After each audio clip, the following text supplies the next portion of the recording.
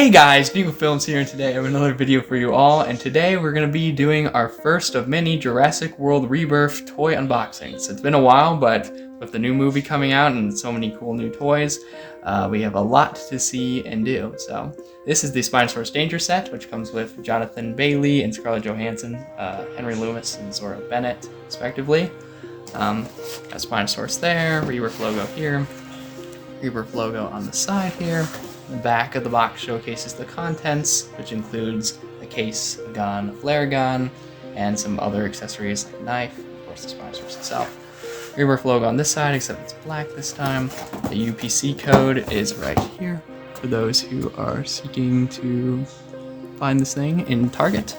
We got this on June 1st, which is the release date for many of these figures, so without further ado, let's get this thing out of the box. Alright, so we got everything out of the box, so we're going to first take a look at the star of the show, the Spinosaurus. So the Spinosaurus looks really cool, and we'll compare it to some other figures soon, showcase the size of it, but it's relatively small, but also, as you saw next to the human figures, it's still really big. It's about as size as the Action Attack or Gigantic Trackers figures, like the Suchomimus or the Stegosaurus. So it's got a nice, well sculpted everything, nice tail. The paint runs down all the way to the tip, and you got paint on the spine as well as some undercoat as well. So in terms of articulation, the top jaw can move up, and the bottom jaw can also move, so you can get that whole range of motion. And of course, with the new rubber plastic inserted teeth, the teeth look really sharp. Additionally, the neck can move side to side about that much. So pretty limited, but you can still get some good range. And of course, it can move up and down as well. Down that far, up that far. So pretty limited overall compared to something like the Extreme Shaman Rex, but at least you get some movement. The arms can move back and forth. They're very stiff. You can't move very far, unfortunately. I really wish the arms could move out. I think that's probably one of my biggest critiques of this figure. Additionally, the legs can move back and forth. Doesn't appear they can move out, but here's the scan code for those who are using the Fax app. Luckily, they're back on the feet again, which I'm so happy about. And then, of course, you have ankle swivels as well for additional balance. Then the tail is also articulated, but not by much. You can move it up and down. I love this range of motion, how you can actually push it in because of the way it's sculpted. But the side-to-side motion is really limited. It doesn't move to the right, like, at all. To the left, it moves a little bit, but it's still good to have an articulated version of this Spinosaurus. Technically, it's a different Spinosaurus, it's individual from the film, same sculpt. But, unfortunately, its range of motion is a little limited, but at least it's, pretty nicely sized and painted, and the articulation range that it does have at least is an improvement over the electronic one. So that's the Spinosaurus. Next, we're going to move on to Jonathan Bailey's character, Henry Loomis. As you can see, he's really nicely sculpted. He's got his glasses, his goatee, his hair. Of course, these figures all have the standard Mattel human range. I'm not going to go over it too much, but maybe with just one of the figures. Got his watch as well, nice blue shirt with these nice khaki pants, brown boots. Really nice detail overall. Something I'm missing from the 2018 humans and some of the older human figures is the painting on the buckles and the boots and stuff.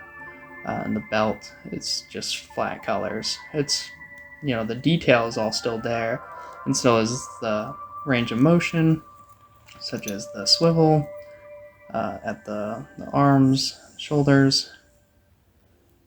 It's got a hinge joint there, no wrist articulation, just like all the other standard Mattel humans. Bend at the knee, can move up, move out and in, so you still get good range of motion.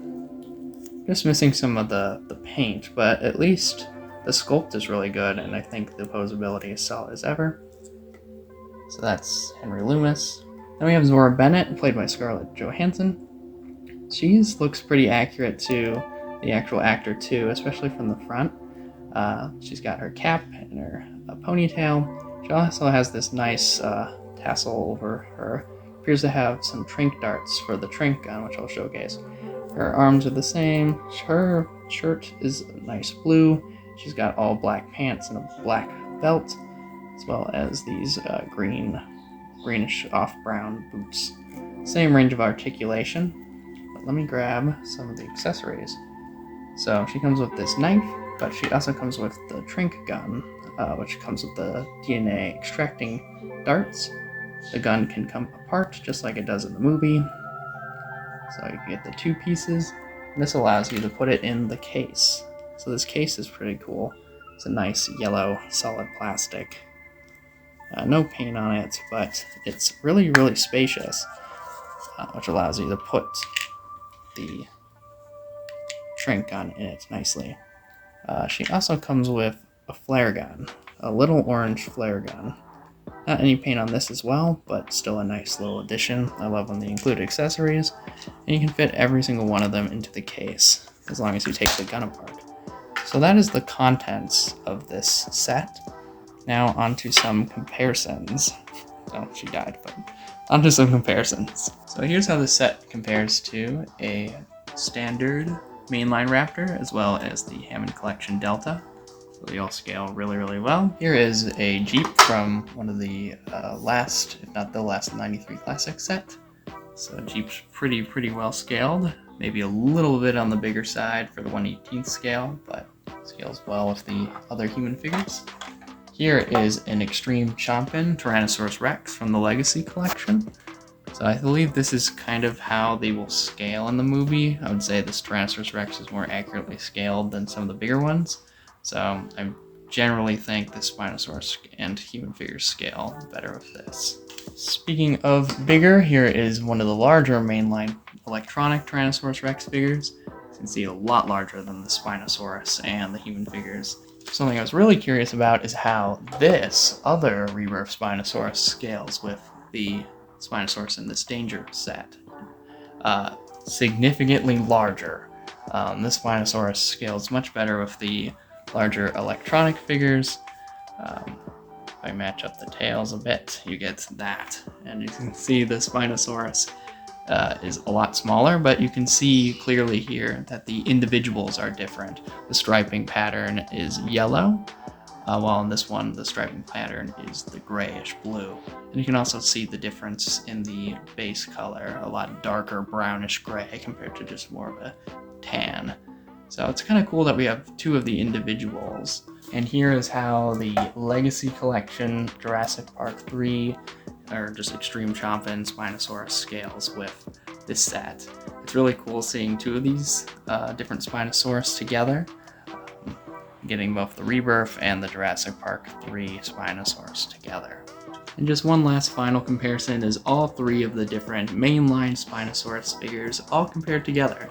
So you can see that the Jurassic Park 3 styled Spinosaurus is the tallest, but this one is definitely longer and heavier. And then this one is a nice small little juvenile, it looks like, compared to the other two. So I hope you guys enjoyed this review. Leave a like, comment, subscribe, and stay tuned for more Jurassic World Rebirth toys. Getting back into this, let me know if you want any additional comparisons, and I could put those into a YouTube short here on the channel. So thank you again for watching. We'll see you all in the next one.